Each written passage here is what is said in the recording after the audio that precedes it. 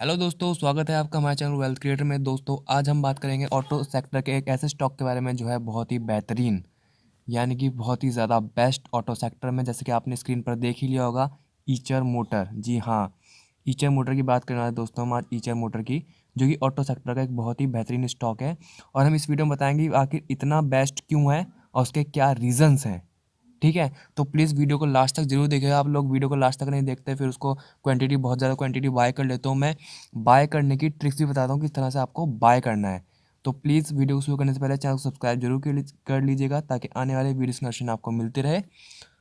और वीडियोस को लास्ट तक ज़रूर देखिएगा पूरी। तो चलिए दोस्तों शुरू करते हैं। दोस्तों देखो, वैसे तो आपको पता होगा, फिर मैं चलते आपको ये बता दूं कि ईचर मोटर क्या काम करता है। देख सकते हैं यहाँ पे, ईचर मोटर रॉयल इनफील्ड की बाइक्स बनाता है, यानी कि बुलेट, जो बहुत ज़्यादा लोग यूज़ करते हैं। और दूसरा, ईचर मोटर ट्रक एंड बसेस बनाता है, ठीक है, यानी कि हैवी व्हीकल्स भी बनाता है। और साथ में रॉयल इनफील्ड बाइक्स भी ईचर मोटर वालों की ही है। तो दोस्तों अगर मैं बात करूँ ईचर मोटर के मार्केट कैपिटलाइजेशन की, तो यहाँ पे देखते हैं इसकी मार्केट कैपिटलाइजेशन है 69,231 करोड़। करंट प्राइस चल रहा है 2535 का। हाई बनाया था 2727 का। लो बनाया था 1245 का। स्टॉक का पी है 63.4, R O C F 24.6%, R O A 19.4%, book value 378, dividend 0.49 और फेस वैल्यू ₹1। दोस्तों जैसा कि आप लोग जानती हैं कि जो ऑटो सेक्टर की क्या हालत है इस वक्त, उसकी ऑटो सेक्टर की हालत चल रहे हैं, उसके बावजूद भी ये कंपनी आपको आर ओ सी 24.6%, इस पेंडम के बावजूद, और ऑटो सेक्टर की बहुत ज़्यादा हालत ख़राब है उसके बावजूद भी आर ओ ई भी 19.4% ये दे रही है कंपनी। यानी कि यहाँ पे देखिए, ऑटो सेक्टर में ये कंपनी कितनी बेस्ट यहाँ पे हमें दिखाई दे रही है। इतना सब कुछ होने के बावजूद ये कंपनी इतना ज़्यादा आर ओ सी और आर ओ यहाँ पे दे रही है। इसके बाद दोस्तों डिविडेंड की बात करूँ, डिविडेंड यील्ड है 0.49%। दोस्तों 0.49%, 1% कम है, यानी कि डिविडेंड यील्ड तो ज़्यादा अच्छी नहीं है। लेकिन दोस्तों ये ग्रोथ वाला स्टॉक है, जैसे कि आप लोग जानती हैं। रिसेंटली स्टॉक स्प्लिट भी हुआ था, वरना 20,000 रुपीज़ चल रहा था। स्प्लिट हुआ था 1:10 के रेशो में। तो उसके बाद स्टॉक की 2,000 चला गया। उसके बाद इस वक्त चल रहा है 2,535। चलिए दोस्तों इसकी देखते हैं सेल्स ईयर ऑन ईयर, इसने कैसी सेल्स करी है यहाँ पर, उसके बारे में बात करते हैं। दोस्तों यहाँ पे देखते हैं ईयर ऑन ईयर, यहाँ पे हमें सेल्स बढ़ती हुई दिखाई दे रही है। दिसंबर 2010 में 4,397 करोड़ की सेल्स की थी, जो कि मार्च 2020 तक 9,154 करोड़ की हो गई। यानी कि ऑलमोस्ट यहाँ से डबल हो गई इसकी सेल्स, डबल से भी ज़्यादा दोस्तों। यानी कि इसने सेल्स 10 साल के अंदर अंदर अपनी डबल कर दी। और इसके बाद दोस्तों बात करूँ TTM, यानी कि सितंबर तक की, तो यहाँ पे देखते हैं सितंबर में 7,531 करोड़ की सेल्स की। तो दोस्तों पेंडेमिक का असर है, पेंडेमिक में सबकी सेल्स गिरी है कंपनी की। लेकिन आप यहाँ पे देख सकते हैं कि कल मैंने एक वीडियो बनाई थी मुथूट फाइनेंस के ऊपर। आप आई बटन पे क्लिक करके मुथूट फाइनेंस की वीडियो देख सकते हैं। वो एक लौती कंपनी है जिसकी 2020 के पैंडेमिक के बावजूद भी sales, operating profit, net profit, profit before tax कुछ भी कम नहीं हुआ है, सब कुछ बढ़ा ही है उसका। ठीक है दोस्तों, तो आई बटन पर क्लिक करके उस वीडियो को आप देख सकते हैं। और किस तरह से मुथूट फाइनेंस को कब कब बाय करना है वो भी आप मैंने उस वीडियो में बताया, तो उसको भी देख लीजिएगा दोस्तों। इसके बाद यहाँ पे देखते हैं ऑपरेटिंग प्रॉफिट की बात कर सकते हैं। ऑपरेटिंग प्रॉफिट था 347 करोड़ का 2010 में, जो कि आके हो गया है 2,183 करोड़ का। यानी कि दोस्तों यहाँ पे देखते हैं अप्रॉक्सीमेटली 5 गुना बढ़ गया यहाँ पे, 5 गुना यहाँ पे दोस्तों, 5 गुना से भी ज़्यादा दोस्तों यहाँ पे ऑपरेटिंग प्रॉफिट बढ़ गया है। यानी कि कंपनी ने पिछले 10 साल के अंदर बेहतरीन परफॉर्मेंस करके यहाँ पे दिखाई है। उसके बाद दोस्तों मैं बात करूँ इसकी प्रॉफिट बिफोर टैक्स बना सकते हैं। प्रॉफिट बिफोर टैक्स था 418 करोड़ का, जो कि आके हो गया है 2,355 करोड़ का। 418 से 2,355 करोड़ का। दोस्तों मैं ये बात नहीं कर रहा हूँ सितंबर की, क्योंकि यहाँ पे सेल्स इसकी गिरी हैं, ठीक है। उससे पहले की बात कर रहा हूँ मार्च 2020 तक की, 2,355 करोड़ की। यानी कि यहाँ से भी इसने 5 गुना की अप्रॉक्सीमेटली जंप दिखाई है दोस्तों।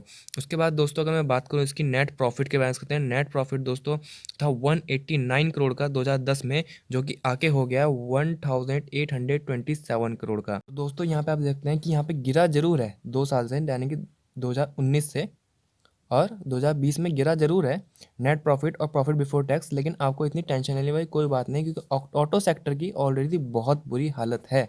आप यहाँ पे अशोक लेलैंड देख लो, टाटा मोटर्स देख लो, या फिर कोई और M&M देख लो, कोई सी भी कंपनी देख लो, महिंद्रा एंड महिंद्रा, सबकी हालत ख़राब है। यानी कि सबको लॉस हुआ है, लेकिन यहाँ पे कंपनी को लॉस नहीं हुआ बल्कि प्रॉफिट हुआ है, भले ही थोड़ा कम हुआ। यहाँ तक कि आप पेंडेमिक में भी इसको देखिए, प्रॉफिट हुआ है 1091 करोड़ का। अगर मैं बात करूँ सितंबर तक की, तो 1091 करोड़ का प्रॉफिट हुआ है, लॉस नहीं हुआ है, प्रॉफिट हुआ है, ठीक है।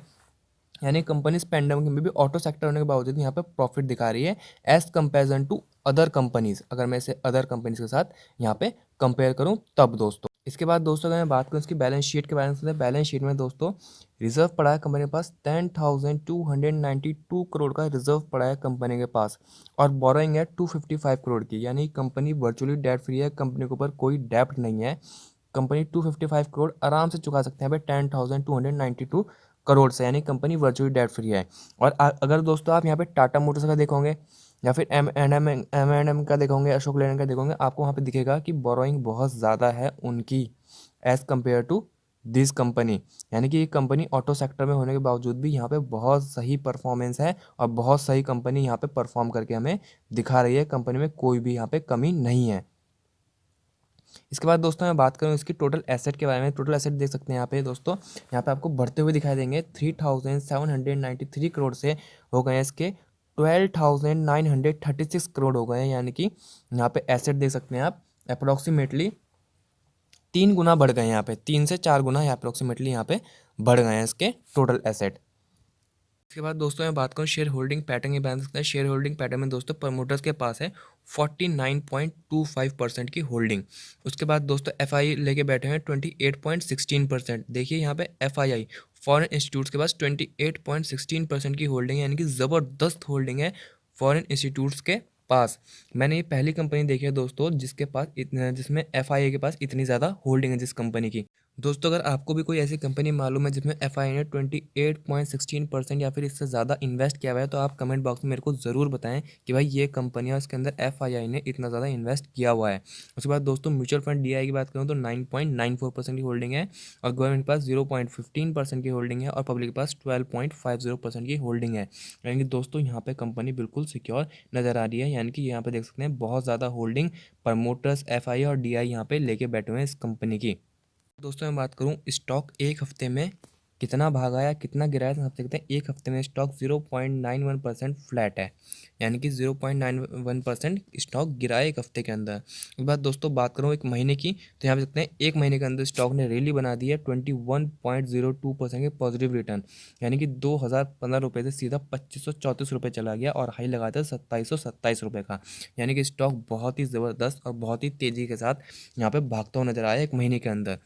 21.02% के पॉजिटिव रिटर्न। उसके बाद दोस्तों बात करूँ मैं 1 ईयर के बारे में, 1 ईयर में 10% के पॉजिटिव रिटर्न दे रही है कंपनी, 10% के पॉजिटिव रिटर्न। उसके बाद दोस्तों मैं बात करूँ इसकी 5 साल के बारे में, 5 साल में दोस्तों कंपनी ने 52.72% के पॉजिटिव रिटर्न। इसके बाद दोस्तों इसे सेक्टर से कंपेयर करते हैं, उससे सेक्टर का PE है 80.68 और कंपनी का PE है 37.84, और PB रेशियो है कंपनी का 6.93 और सेक्टर का PB रेशियो है 3.30। तो दोस्तों यहाँ पे देखते हैं सेक्टर से तो कंपनी सस्ती मिल रही है बहुत ज़्यादा। सेक्टर का PE तो 80.68 है, लेकिन कंपनी 37.84 के PE रेशियो मिल रही है, यानी कंपनी बहुत ज़्यादा महंगी नहीं है। यानी कि हम इसे खरीद सकते हैं, बहुत ज़्यादा महंगी नहीं है company as comparison to sector दोस्तों। दोस्तों मैं बात करूँ फाइनेंशियल ट्रेंड के बारे में सकते हैं। फाइनेंशियल ट्रेंड जैसे कि आपको मैंने दिखाया ही है ईयर ऑन ईयर पे बेसिस पे 2017 से 2019 तक कंपनी ने सिर्फ ऊपर ऊपर ये लिए दिखाया है। यानी कि कंपनी ने रिवेन्यू जनरेट किया है 7.45 थाउजेंड करोड़ से सीधा हो गया 10.50 थाउजेंड करोड़। उसके बाद 2020 में यहाँ पे गिर गया है, हो गया 9.73 थाउजेंड करोड़। और बात करूँ दोस्तों प्रॉफिट के बारे में, प्रॉफिट था 2017 में 1.67 थाउजेंड करोड़ का, जो कि आगे हो गया 2019 में 2.20 थाउजेंड करोड़ का। उसके बाद दोस्तों 2020 में 1.83। ये पेंडेमिक तो यहाँ पे हर कंपनी के ऊपर असर पड़ा ही है, लेकिन काफ़ी कंपनी दोस्तों लॉस में चली गई हैं, ऑटो सेक्टर की हो या फिर कोई और भी कंपनी हो, काफ़ी कंपनी लॉस में चली गई। लेकिन देख सकते हैं इसने 2020 में भी यहाँ पे प्रॉफिट कमा के दिया है, बहुत ज़्यादा तो नहीं दिया पर दिया है कंपनी ने प्रॉफिट यहाँ पे हमें कमा कर। और दोस्तों यहाँ पे देखते हैं कंपनी ने एक न्यूज़ दी थी अप्रॉक्सीमेटली, जब से इसने रील बनाई है उससे पहले कंपनी की यही न्यूज़ आई थी कि Royal Enfield plans to bring one new bike every quarter at least 28 models in next 7 years. यानी कि हर एक क्वार्टर में कंपनी अपनी एक नई रॉयल इनफील्ड बाइक लॉन्च करेगी हर एक क्वार्टर में। यानी कि अगले 7 साल के अंदर 28 मॉडल ले आएगी कंपनी अपने बाइक्स के न्यू न्यू। और आपको मैं दोस्तों बताना चाहूँगा कि सबसे ज़्यादा रिवेन्यू जो जनरेट होता है ईचर मोटर का, वो रॉयल इनफील्ड से ही होता है। रॉयल इनफील्ड से ही सबसे ज़्यादा इसका रेवेन्यू जनरेट यहाँ पे होता है। इसके बाद दोस्तों मैं आपको एक और चीज़ दिखा दूँ। यहाँ पे एक न्यूज़ निकल के आई जिसमें एम के ग्लोबल ने बोला है, EMKY ग्लोबल ने बोला है कि टारगेट जो है एचर मोटर का 3025 रुपीज़ है, यानी कि 2500 कुछ रुपये तो अभी चल रहा है अप्रॉक्सीमेटली, और टारगेट जो है वो 3025 रुपये है। उसके बाद दोस्तों मोतीलाल ओसवाल ने बोला है कि 2670 रुपये का टारगेट है ईचर मोटर का। ये न्यूज़ दोस्तों अभी अभी 11 घंटे पहले अप्रॉक्सीमेटली आई है। यानी कि टारगेट तो अगर आप इन लोगों को विश्वास करते हैं, मोतीलाल ओसवाल हो या कोई बड़े बड़े फर्म्स हो, इन पर अगर आप विश्वास करते हैं तो यहाँ पे आपको मैंने न्यूज़ शो कर दिया है कि उन्होंने 2670 रुपये बोला है मोतीलाल ओसवाल ने, और एम के ग्लोबल ने बोला है 3025 तो दोस्तों हम आ गए हैं ईचर मोटर के चार्ट पर। यहाँ पे आप देख सकते हैं स्टॉक का RSI चल रहा है 60.73, RSI चल रहा है 60.73। यहाँ पे आप देख सकते हैं कि स्टॉक ने कितनी ज़बरदस्त रील बनाई। 1 नवंबर से स्टॉक सीधा गोली हुआ, 2727 रुपये का इसने हाई लगा दिया, और पिछले 3 दिन से लगातार स्टॉक करेक्ट हो रहा है दोस्तों। टूट नहीं रहा, गिर नहीं रहा, करेक्ट हो रहा है। करेक्ट होने का लाजमी होता है। जब स्टॉक इतना ज़्यादा भाग चुका होता है ना, तो दोस्तों करेक्ट भी ज़रूर होता है। तो दोस्तों इसमें आपने क्या करना है दोस्तों, अगर आपने बहुत ज़्यादा ऊपर पोजीशन बना ली है, 2727, 2600 रुपये, 2650 रुपये, इतने ऊपर पोजीशन बना लिया है, तो दोस्तों मैं आपको रिकमेंड करूंगा कि बाय ऑन डिप की स्ट्रेटजी अपनाओ। जितना नीचे जाए ना उतना नीचे इसको बाय करते रहो। और हमेशा दोस्तों कभी भी आपको क्वांटिटी, किसी भी कंपनी की क्वांटिटी बाय करनी हो ना, ऐसे मत किया करो कि उठाया और सीधा 1000 क्वांटिटी या 2000 क्वांटिटी बाय कर ली। हमेशा उसको टुकड़ों में बाय करा करो, थोड़ा थोड़ा थोड़ा थोड़ा थोड़ा बाय करते रहा करो। जितना स्टॉक नीचे जाएगा, आपको पता है कि स्टॉक बेहतर है, अच्छा है, तो एक्साइटमेंट नहीं होना है, बहुत ज़्यादा एक्साइटेड नहीं होना, धीरे धीरे खरीदना उसको। थोड़ी थोड़ी थोड़ी थोड़ी क्वांटिटी उसकी खरीदते रहो, 2 4 2 4 2 4। स्टॉक जितना नीचे जाएगा उतना उतना खरीदते रहो। एक टाइम ऐसा आएगा जब स्टॉक ऊपर भागेगा, तो आपका एवरेज बहुत ही ज़बरदस्त निकल के आएगा। उस वक्त आपका एवरेज बहुत ही ज़बरदस्त निकल के आएगा और आपको बहुत ज़्यादा स्टॉक प्रॉफिट देगा। अगर आप एक बार में क्वांटिटी बाय कर लेते हो ना कंपनी की, फिर आप बैठ जाते हो कि यार स्टॉक ऊपर कब जाएगा कब जाएगा, और वो नचाता रहता है, वो नीचे नीचे नीचे नीचे नचाता रहता है, वो ऊपर नहीं जाता कभी भी। ठीक है, मतलब कभी भी नहीं, आई मीन टू से जाता है लेकिन बहुत ज़्यादा परेशान करता है। जैसे ITC की बात कर लो, बहुत लोगों ने भाई ऊपर बाय कर लिया 195 या 200, ठीक है, 210 के अप्रॉक्स, लेकिन स्टॉक ने कितना ज़्यादा परेशान किया, 166, 164, 170 के पास बहुत ज़्यादा परेशान किया लोगों को। दोस्तों मैं रिकमेंड हमेशा यही करता हूँ कि टुकड़ों में बाय करा करो स्टॉक को, थोड़ा थोड़ा थोड़ा थोड़ा बाय करते रहा करो। तो दोस्तों अगर ऊपर पोजीशन बनाई है तो इसमें क्या करना है, आपको बाय ऑन डिप करना है, ठीक है, एवरेज करना है यानी कि अपने स्टॉक को। और दोस्तों अगर आपने इसमें पोजीशन नहीं बनाई है, पोजीशन बनाने की सोच रहे हो अगर आप, तो दोस्तों मैं आपको रिकमेंड करूँगा टारगेट लगा दो इसका, वो सॉरी GTT लगा दो इसका बाइंग का 2500 पे, पहली क्वांटिटी 2500 पे, ठीक है, 2500 पे इसकी पहली क्वांटिटी बाय कर लो। एग्जाम्पल दे रहा हूँ दोस्तों कि अगर जैसे आपने 10 क्वांटिटी बाय करनी है ना, तो हमेशा उसको टुकड़ों में बाय करो, 2 2 क्वांटिटी करके बाय करो 5 बार, ठीक है। यानी कि पहली 2 क्वांटिटी कब बाय करनी है, 2500 के प्राइस पे। 2500 के प्राइस पे आप इसका GTT लगा दो कि 2 क्वांटिटी बाय करूंगा जैसे ये 2500 आएगा, ठीक है। उसके बाद अगली 2 क्वांटिटी कब बाय करनी है, एग्जाम्पल है, हो सकता है आपको 100 क्वांटिटी बाय करनी हो तो उस हिसाब से डिवाइड कर लिया करो, ठीक है। अगली 2 क्वांटिटी कब बाय करनी है, 100 रुपये का गैप लगा दो कि भैया अगली 2 क्वांटिटी, सॉरी 100 का नहीं, 50 रुपये का गैप लगा दो कि अगली क्वांटिटी कब बाय करूंगा, जब ये 2450 रुपये आएगा, ठीक है। अगर स्टॉक आपकी 2 क्वांटिटी बाय करने के बाद भी भाग जाता है ना, तो कोई टेंशन लेने की जरूरत नहीं है। 1000 कंपनियां पड़ी हुई हैं इन्वेस्ट करने के लिए जो कि नीचे प्राइस में मिल रही हैं। मैं वीडियो लाता रहता हूँ, सब्सक्राइब कर लो चैनल को, आपको मिलती रहेंगी वीडियोस, ठीक है। 2 क्वांटिटी बाय करने के बाद स्टॉक 2600 2700 3000 भाग भी गया ना, तो कोई प्रॉब्लम नहीं है, उन 2 स्टॉक से पैसा कमा लेना, ठीक है। लेकिन ऐसा ज़रूरी नहीं है कि आपने एक बार ही उठा के इकट्ठा क्वांटिटी बाय कर लिया और स्टॉक उसके बाद बहुत महीनों तक ऊपर ही नहीं गया, आप परेशान होते रहे कि भैया कब जाएगा कब जाएगा, ठीक है। तो 2 क्वांटिटी बाय करना 2500 के रेट पे।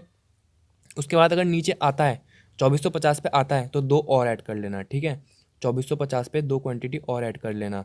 और उसके बाद दोस्तों 2400 पे 2 क्वांटिटी बाय कर लेना, यानी कि 50-50 का गैप रख लो। 2 2 4 2 6 2 8 2 10, ठीक है, 5 बार बाय करना 2500 पे, ठीक है। और 2475 पे, 2475 पे, ठीक है। उसके बाद 2450 पे, सॉरी 2450 पे, फिर 2400 पे, 2350 पे, इस तरह से बाय करना। और दोस्तों ये मत सोचना कि नीचे नहीं आएगा, मैं आपको एक चीज़ दिखा देता हूँ। यहाँ पे आप देख सकते हो, जो एक मिनट, ये जो दोस्तों देखो नीचे रेड लाइन दिख रही है, ये वाली, ये जो रेड लाइन दिख रहा है, इसका 200 मूविंग एवरेज है, इसका 200 मूविंग एवरेज, जो कि है 1895 रुपीज़, ठीक है। दोस्तों मैं आपको एक चीज़ बता दूं कि 200 मूविंग एवरेज हमेशा इक्विलिब्रियम की तरह काम करता है। स्टॉक कितना ही ऊपर भाग जाए, चाहे आसमान टच कर दे, पर अपने 200 मूविंग एवरेज को टच करने जरूर आता है, समझ गए। 200 मूविंग एवरेज को टच जरूर करता है, ठीक है। अब मैं आपको बाय का रिकमेंडेशन क्यों दे रहा हूँ भाई? बाय का रिकमेंडेशन इसलिए दे रहा हूँ ताकि आप इसको बाय ऑन डिप की स्ट्रेटजी अपनाओ। आपको ये नहीं बोल रहा हूँ कि एक साथ बाय कर लो, बाय ऑन डिप करो, 2 क्वांटिटी करके बाय करो, 50 का गैप रखो, ठीक है। जितना नीचे जाएगा उतना बाय करो, ठीक है। उससे आपकी जो एवरेज निकल के आएगा ना, वो बहुत बेहतरीन एवरेज निकल के आएगा, ठीक है। तो दोस्तों इसका यहाँ पे देख सकते हैं 1895 यानी कि 1900 रुपये के अप्रॉक्स मान सकते हो, 1900 रुपये अप्रॉक्स 200 मूविंग एवरेज निकल के आ रहा है। यानी कि ये अपने 200 मूविंग एवरेज को, एक दिन ऐसा भी आएगा अपने 200 मूविंग एवरेज को टच करेगा। पर लेकिन आपने कैसे बाय करना है? बाय ऑन डिप ना। तो बाय ऑन डिप इसको बाय करते रहना, दो दो दो दो दो दो क्वांटिटी बाय करते रहना। 1895 पे 2 क्वांटिटी बाय कर लेना, कोई प्रॉब्लम नहीं है कंपनी में। मैंने आपको दिखा दिया भाई, रिजर्व अच्छा पड़ा हुआ है, डेब्ट कोई नहीं है, अपने पैसों से कंपनी चलती है। ROE ROC अच्छा जनरेट करके दे रही है, हर क्वार्टर एक नई बाइक लॉन्च करेगी। बुलेट्स बाइक या फिर रॉयल इनफील्ड बाइक कितनी ज़्यादा बिकती है सभी को पता है, कोई प्रॉब्लम नहीं है कंपनी के अंदर, ठीक है। बाय ऑन डिप करना,